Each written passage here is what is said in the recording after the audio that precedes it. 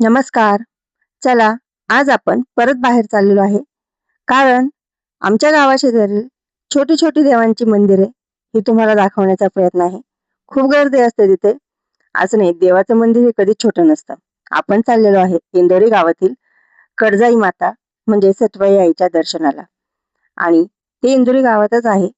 हे बाहेरूनच किती जुनं काम असेल आपले पूर्वजांचं ते कळून येतं ह्यावरून. आतमध्ये खूप छान झाडे आहे, उंच उंच झाडे आहे आणि तिथे खूप शांत वातावरण आहे. तिथे सिंग आज रविवार असल्यामुळे सकाळी सकाळी खूप गर्दी नाहीये एवढी. हे झाड खूप लक्ष केंद्रित करतंय.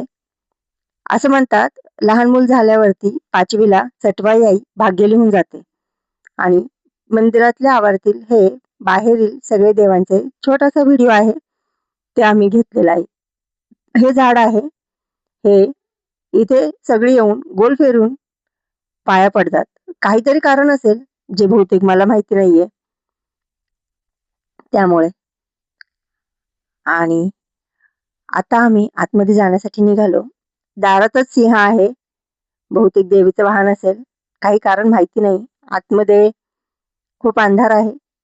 वातावरण तसं आहे. त्यामुळे व्हिडिओ थोडासा असा मंद दिसेल. आणि आतमध्ये शिवाजी महाराजांचा खूप छान पुतळा आहे. प्रत्येक मंदिरात असायलाच हवा महाराजांचा पुतळा. आणि आत एक आजी देवीच्या गळ्यात पडून खूप वेळ झाले पाया पडत होत्या. ह्या गळ्यातून त्या गळ्यात. किती श्रद्धा आहे हे दिसून येत होतं त्यावरून. आणि ते पाहून आम्हालाही खूप छान वाटलं. आणि मग देवीच्या पाया पडलो. आतमध्येही जाऊन देत होते. मग आम्ही तिथूनच आतमध्ये गेलो. पण श्री घाबरत होता.